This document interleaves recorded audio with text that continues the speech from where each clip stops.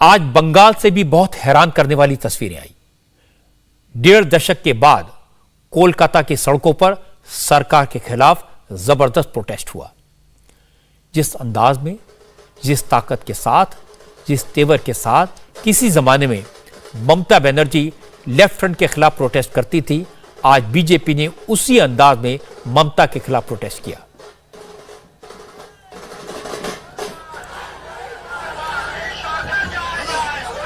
लाखों की संख्या में बीजेपी के कार्यकर्ता कोलकाता पहुंच गए।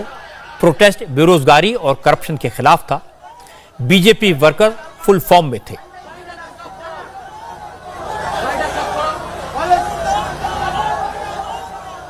बीजेपी के प्रोटेस्ट को रोकने के लिए ममता बनर्जी ने भी पुलिस के हजारों जवान तैनात किए थे, लेकिन पश्चिम बंगाल से बीजेपी के कार्यकर्ता कल से ही कोलकाता पहुंचना शुरू हो गए थे।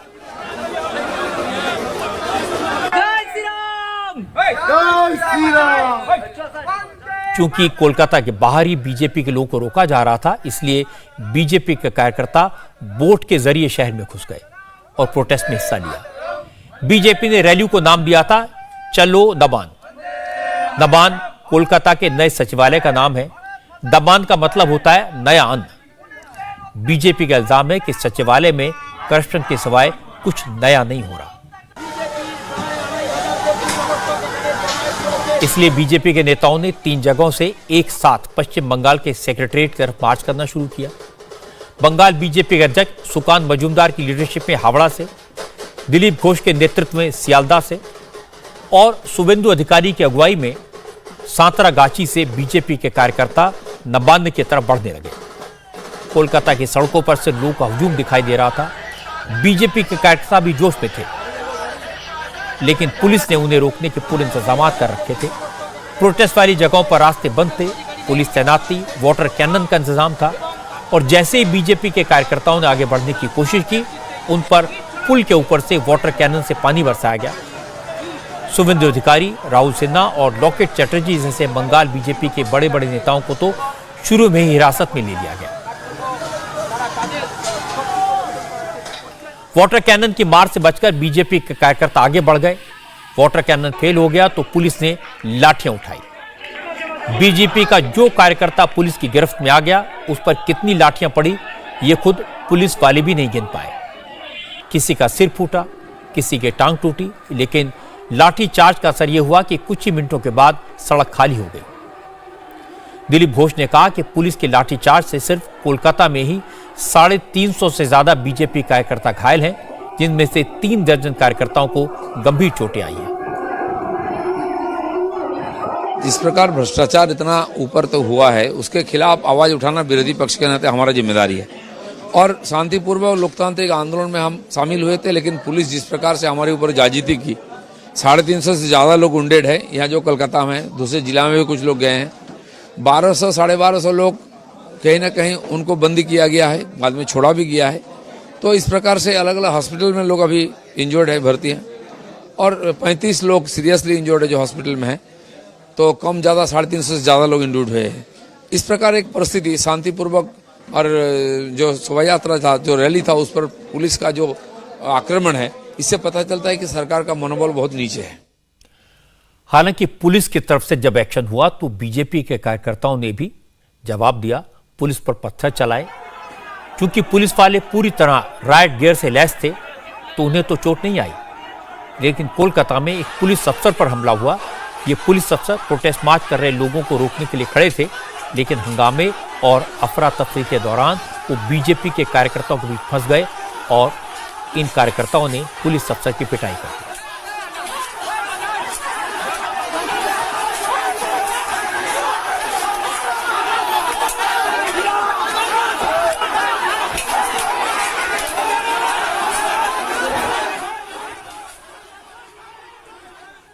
पुलिस अफसर पर इस तरह के हमले को जायज नहीं ठहराया जा सकता। पुलिस के एक्शन से नाराज बीजेपी कार्यकर्ताओं ने पुलिस की कुछ गाड़ियों को आग के हवाले कर दिया। इसके बाद पुलिस ने हिंसा के मामले में 6 केस दर्ज किए हैं। बताया जा रहा है कि करीब 2 दर्जन पुलिस वालों को चोटें आई हैं।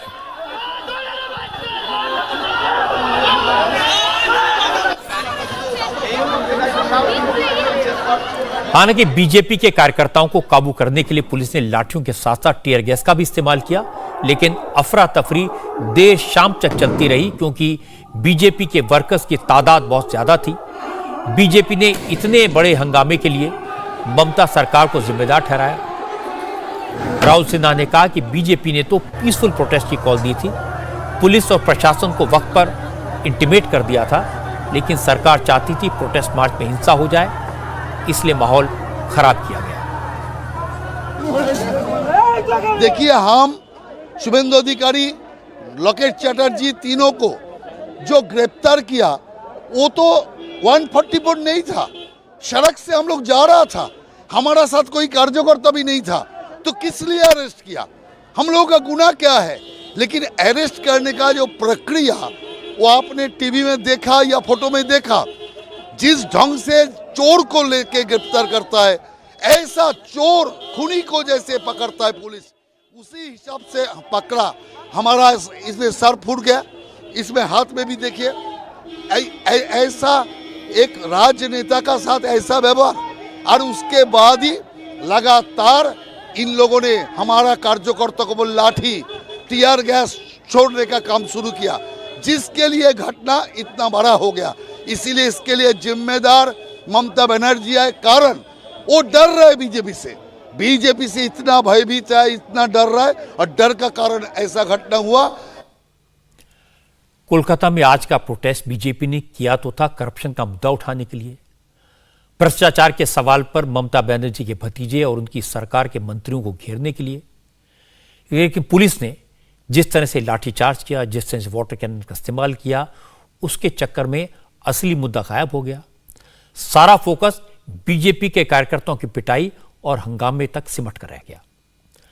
अब बीजेपी के पास ऑप्शन है कि विधानसभा के सेशन में पुलिस की ज्यादती का सवाल उठाए और करप्शन के मुद्दे पर ममता बनर्जी को विधानसभा में घेरने की कोशिश करे, लेकिन ममता बनर्जी के पास जिस तरह की मेजॉरिटी है, उन्हें इन सारी बातों से कोई खास फर्क नहीं पड़ेगा। इंडिया टीवी हर वक्त हर जगह डाउनलोड करने के लिए सर्च करें India TV news Google play store या ऐप स्टोर पर।